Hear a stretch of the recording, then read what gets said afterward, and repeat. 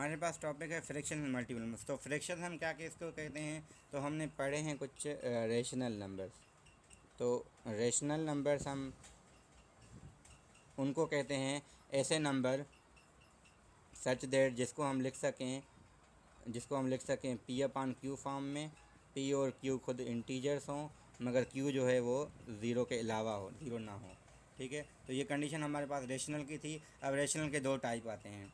तो रेशनल में से जो रेशनल नंबर है उनमें दो किस्म के होते हैं। एक होते हैं हमारे पास पूरे जो फ्रैक्शंस हो, ठीक है। दूसरे हमारे होते हैं इंटीजर्स।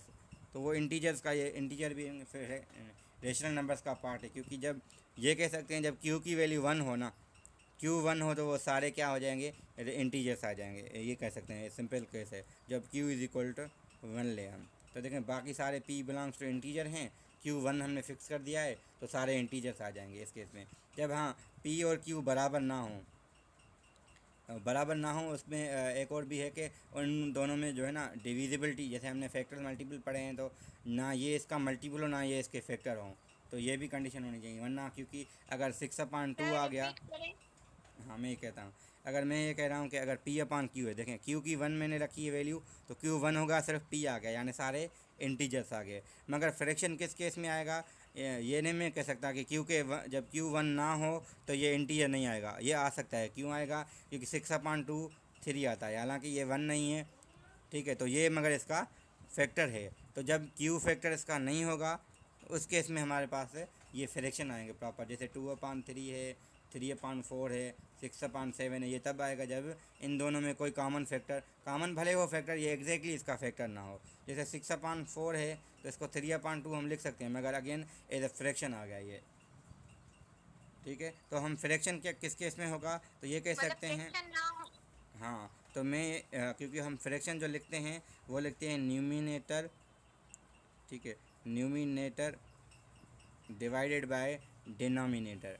ठीक है, तो डिनोमिनेटर तो हम ये लिखते हैं, तो हम कहते हैं जब denominator is not factor of numerator. ठीक है, तो मैंने अभी डेफिनेशन कहीं भी पढ़ी नहीं है, मैं अपनी बना रहा हूँ इसको देख के, जो है ना फ्रैक्शन, क्योंकि मैं कह रहा हूँ डिफ़ाइन करूँ इंटीजर्स। तो मैंने यहाँ पे इंटीजर्स भी पहले मुझे ये नहीं पता कि हम इसको डिफ़ाइन कर सकते हैं, मगर इस केस में मैं बता सकता हूँ कि क्यू जब वन लेंगे तो ये सारे इंटीजर्स हो जाएंगे। फिर दूसरा केस, क्योंकि हमने फैक्टर्स पढ़ा है, तो फैक्टर्स के लिहाज से हम ये बता सकते हैं जब हमारा डिनोमिनेटर इसका फैक्टर नहीं होगा तो इस केस में हमेशा ये फ्रैक्शन आएगा हमारा पूरा। हाँ, डिपेंड करता है फ्रैक्शन फिर किस किस्म का है, प्रॉपर है इम्प्रॉपर है। ठीक है, इम्प्रॉपर और मिक्स जो है ना वो एक ही कैटेगरी में आते हैं, तो लिखने का तरीका अलग होता है। असल में वो दो ही हैं, न्यूमिनेटर और डिनोमिनेटर लिख के। अब जो बड़ा है फिर हम वो आगे आएंगे इस पर। ठीक है, तो फ्रैक्शन हम कब कहेंगे, जब फ्रैक्शन हमारे पास तब अराइज होगा जब डिनोमिनेटर हमारा न्यूमिनेटर का फिर जो फैक्टर नहीं होगा। जब फैक्टर हो जाएगा, ठीक है, जब ये इसका फैक्टर हो जाएगा, फॉर एग्जांपल 8 और 4 हो गए, 16 और 4 हो गए, या इस केस में तो हमारे पास आंसर कोई ना कोई नंबर आ जाएगा इंटीजर, तो वो ये फ्रैक्शन नहीं कहलाएगा। तो फ्रैक्शन हम उस केस में कहते हैं जब हमारा डिनोमिनेटर न्यूमिनेटर का फैक्टर ना हो। क्लियर है? नहीं सर। ठीक है, तो अब हम क्योंकि हमने टॉपिक वैसे तो फ्रैक्शन ही लिखी थी, तो थोड़ा मैंने कहा रेशनल से हम फ्रैक्शन पे आते कैसे हैं। तो असल में रेशनल का ही पार्ट था फ्रैक्शन। अब हम फ्रैक्शन को तीन में डिफाइन करते हैं, वैसे तो दो हैं, फिर तीन में कहता हूँ, क्योंकि एक होता है हमारा प्रॉपर, दूसरा होता है इम्प्रॉपर, ठीक है, तीसरा होता है मिक्स्ड। तो असल में मिक्स्ड वैसे तो इसी का ही पार्ट है ना, क्योंकि जो हम लिखते हैं फॉर एग्जाम्पल मैंने लिखा 2/3। अच्छा, मैं कंडीशन लिखूँगा कि कंडीशन जो होती है, अच्छा कहते हैं हम प्रॉपर कब कहते हैं। अब न्यूमिनेटर को मैं यहाँ पे डिफ़ाइन करता हूँ नाम, यहाँ पे लिखूँ न्यूमिनेटर। तो न्यूमिनेटर के लिए हम एन यूज़ करते हैं, डिनोमिनेटर के लिए हम, ठीक है, डी यूज़ कर रहे हैं। तो जब न्यूमिनेटर बड़ा हो, छोटा हो डिनोमिनेटर से, ठीक है, जब न्यूमिनेटर कम होगा डिनोमिनेटर से तो प्रॉपर फ्रैक्शन बनेगा। और इस केस में जब न्यूमिनेटर बड़ा होगा किससे, डिनोमिनेटर से, तो ये हमारा क्या हो जाएगा, इम्प्रॉपर फ्रैक्शन। और मिक्स्ड में कहता हूँ, मिक्स्ड असल में यही है, तो ना हम इसको अलग ना भी करें डिस्कस, बात एक ही है। क्योंकि जब 5/2 है तो जब 5 को हम 2 से डिवाइड करते हैं, 2 की टेबल लगती है 4 टाइम, 2 to the 4 होता है तो 1 बचता है, तो इसको हम लिख सकते हैं ना 2 होल 1/2। तो एक्चुअल में तो ये मिक्स्ड ही है, तो मिक्स लिखें या इम्प्रॉपर लिखें बात एक ही है। तो लिखने का तरीका अलग है, दोनों एक ही हैं, तो इसको हम अलग नाम नहीं देते। वैसे कुछ देते ही हैं बुक से, मगर देने की ज़रूरत नहीं है इसको, क्योंकि इम्प्रॉपर और मिक्स फ्रैक्शन सेम ही है। तो इसको लिखने के सिर्फ अंदाज़ अलग है, बात एक ही है। ठीक है, तो हम मिक्स्ड को इम्प्रॉपर फ्रैक्शन भी कह सकते हैं। तो एक्चुअल में एक मीनिंग में समझाना चाह रहा हूँ। जो लिखते हैं ना हम 2 1/2, 2 होल 1/2, एक्चुअल में यही होता है 2 + 1/2, यानी 2 पूरे हैं और एक पार्ट ये है हमारा। तो इसको जो है एलसीएम निकाल के हम जो करते हैं सॉल्व, तो वही आता है। तो एलसीएम हम आगे से फिर दोबारा करेंगे। तो मीनिंग में समझाना चाह रहा हूँ कि यहाँ पे हम प्लस देते नहीं, एक्चुअल में यहाँ पे प्लस होती है। तो हम सिंपल नोटेशन में हम सिर्फ ये लिखते हैं 2 होल 1/2। क्लियर है? जी जी सर। ठीक है, तो इम्प्रॉपर प्रॉपर ये हमारे पास टाइप्स हो गए फ्रैक्शन के। अब हम, क्योंकि हमने लिखा है topic fraction and decimal with operation, तो हम ऑपरेशंस ऑन फ्रैक्शंस करते हैं। ठीक है, तो ऑपरेशन ऑन फ्रैक्शन में हमारे पास पहली तो जो है वो एडिशन हम कर रहे हैं।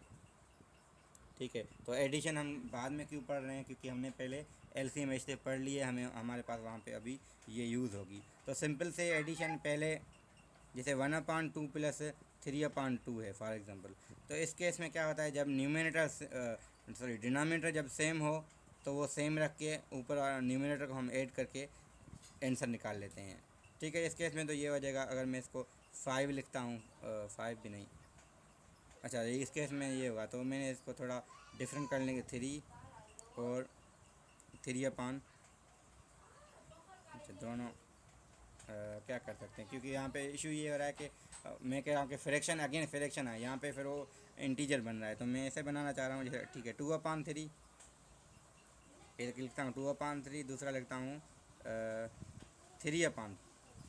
ठीक है, कर सकते हैं। ठीक है, तो 3/3, एक है 2/3, दूसरा है 3/3। तो इनको देखें, जब डिनोमिनेटर सेम हो तो ऊपर वाले आपस में ऐड होंगे न्यूमिनेटर, तो 2 + 3 हो जाएगा।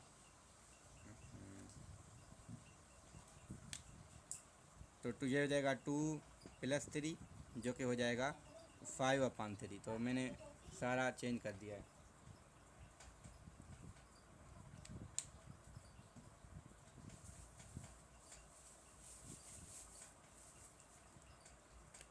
ठीक है, तो यहाँ 2 था, यहाँ 3, और ये हो जाएगा 5/3। जब मैंने यानी केस क्या है हमारे पास है, केस ये है जब डिनोमिनेटर सेम हो तो न्यूमिनेटर को सिंपली ऐड करते हैं।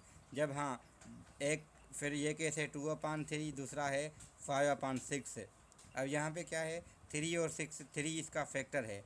जब एक दूसरे का फैक्टर होगा तो एलसीएम वो होगा जो बड़ा हो जाएगा नंबर।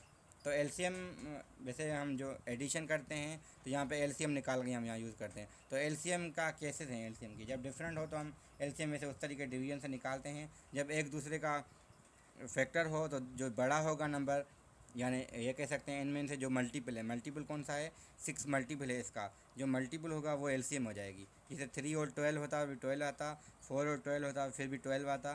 ठीक है, जो एक दोनों में से जो मल्टीपल होगा एक का, और दूसरा वाला जो मल्टीपल खुद है वो आ जाएगा। यानी 3 और 6 में से 6 एलसीएम आ गई। फिर हम देखते हैं 6 की टेबल 3 पे 2 टाइम, 2 यहाँ मल्टीप्लाई, 6 की टेबल 6 पे 1 टाइम, तो 1 मल्टीप्लाई, तो ये जाएगा 4 + 5, जो कि हो जाएगा 9/6। आगे सिंप्लीफिकेशन है इसकी, 3/2 वो अलग टॉपिक है, मगर हम करेंगे ऐसे। आगे अगेन टेबल लग रही है तो हम सॉल्व करेंगे, वरना यहीं पे छोड़ देंगे इसको। क्लियर है? ये सिंपल एडिशन है। अगर आगे तो हम बहुत सारे ऐसे आएंगे जहाँ पे अब हम डिफरेंट कर रहे हैं, यहाँ पे ना एक दूसरे के फैक्टर्स ना हो ना मल्टीपल का, तो हम ऐसे करते हैं 3/12 + 4/16, 17, 21, इसके में नहीं, ठीक है 23 में लेता हूँ।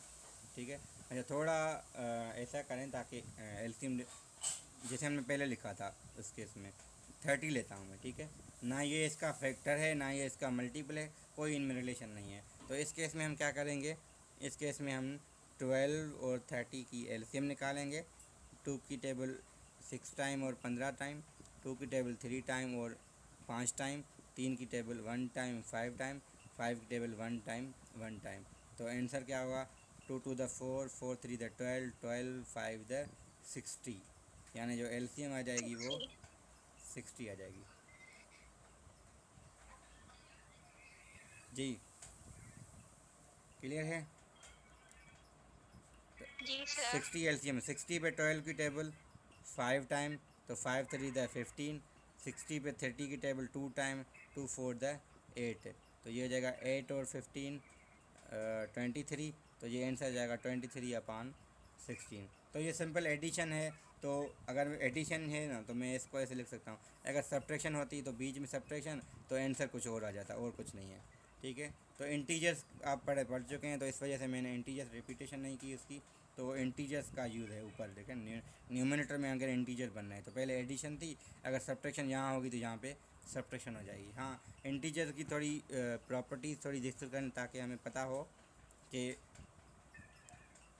इंटीजर्स की मैं थोड़ी बात कर रहा हूँ कि जब एक प्लस हो दूसरा प्लस हो तो हम प्लस करेंगे, यानी ऐड करेंगे सिंपली।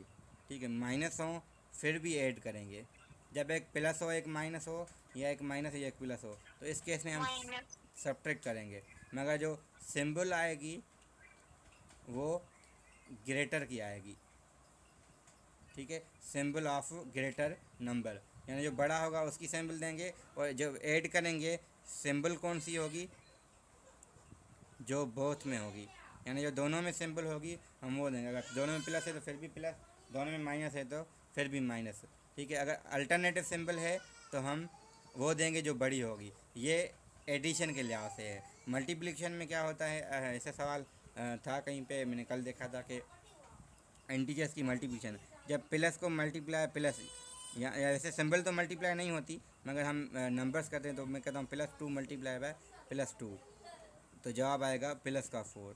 जब -2 को -2 के साथ करेंगे फिर भी +4 आएगा। हाँ, -2 को +2 के साथ करें या +2 को -2 के साथ करें, फिर यहाँ पे दोनों केस में माइनस होगा। तो मैं ये कहता हूँ कि जब सेम हो तो प्लस आएगा, डिफरेंट हो तो माइनस आएगा। फिर डिफरेंट में टाइप है, पहले में कौन सी है बाकी में कौन, यानी हम इसको कहते हैं लाइक सिंबल्स हो तो नेगेटिव आएगा, अनलाइक सिंबल अनलाइक में से नेगेटिव आएगा, लाइक यानी एक जैसी हो तो पॉजिटिव आएगा हमेशा। ठीक है, तो ये हमारे पास है थोड़ी इंटीजर्स का, इसलिए हमने किया क्योंकि न्यूमरेटर में अगेन इंटीजर्स की एडिशन सब्ट्रैक्शन हो रही है। तो हमारे पास ये एडिशन हमने की, सब्ट्रैक्शन की है फ्रैक्शंस की। अब हम करें मल्टीप्लिकेशन। मल्टीप्लिकेशन में सिंपल है 2/3 4/5 इंटू 2/7 कहता हूँ। ठीक है, थोड़ा बड़ा कर दें तो सिंपल सी मल्टीप्लिकेशन है, न्यूमिनेटर आपस में होंगे, डिनोमिनेटर आपस में। 2 4 द 8, 8 2 द 16, 3 5 द 15, 7 15 द 105। तो ये आंसर है इसका सिंपल। तो फार्मूला वैसे लिखते हैं हम A/B इंटू C/D, तो ये हो जाएगा AC/BD, ये बुक्स में कुछ है गिवन। ठीक है, तो हम डायरेक्टली एग्जांपल से कर रहे हैं, ज़्यादा हम उस पर नहीं जा रहे हैं। तो मल्टीप्लिकेशन ऐसे हो रही है तो सिंपली है, तो डिवीज़न भी आप कर सकते हैं क्योंकि डिवीज़न मल्टीप्लिकेशन के टर्म्स में डिफ़ाइन होती है। तो हम कहते हैं A/B जब डिवाइड होगा C/D के साथ, तो असल में A/B को हम मल्टीप्लाई करेंगे D/C, यानी आगे वाले फ्रैक्शन को हम रिवर्स कर देंगे, सिंपली है। ठीक है, तो डिवीज़न जैसे एग्जांपल लें 2/3 डिवाइडेड बाय 4/9, तो हम इसको कैसे करेंगे 2/3 इंटू 9/4। अगर अल्टरनेटिव यहाँ टेबल या यहाँ टेबल ऐसे कुछ लग रही है तो लगाएंगे, जैसे 3 टाइम 1 टाइम 1 टाइम 2 टाइम, तो ये आंसर हो जाएगा 3/2।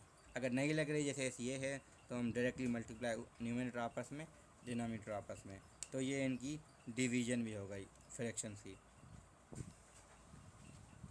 ठीक है, तो एक और चीज़ थी समझने के लिए, क्योंकि हम ठीक है डेसिमल्स में आएंगे तो उसको अलग से डिस्कस करेंगे, क्योंकि फ्रैक्शन के लिए काफ़ी है, टाइम भी बहुत हो गया है, क्योंकि स्टूडेंट्स आज के में जो लीव कर गए तो दोबारा नहीं आए, पता नहीं क्यों, क्या इशू था, मगर क्योंकि हमने फ्रैक्शंस किए हैं तो बहुत सारी टॉपिक्स हो गई हैं। वैसे आज थोड़ा मैं यहाँ पे लिखता हूँ, क्योंकि मैं लिखता नहीं हूँ, अभी लिखता हूँ कि टुडे जो हमने कवर किए हैं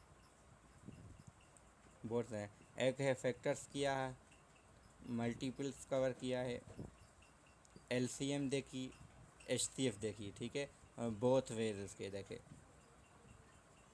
जो बोथ का मतलब फैक्टराइजेशन और जो डिवीजन मेथड, ठीक है। तो डिवीजन हमने एक में देखा है, बाकी की ज़रूरत भी नहीं है हमें, और डेफिनेशन में इनकी देख ली। इसके बाद हमने फ्रैक्शंस किए हैं विथ ऑपरेशंस, ठीक है। जो नेक्स्ट हमारा होगा कल ही होगा, वो नेक्स्ट में हम डेसिमल कल करेंगे, ठीक है। तो डेसिमल का टॉपिक हमारा कल है, और इसके आगे वाले जो भी कंटेंट में है हम वो भी उसको कंटिन्यू करेंगे।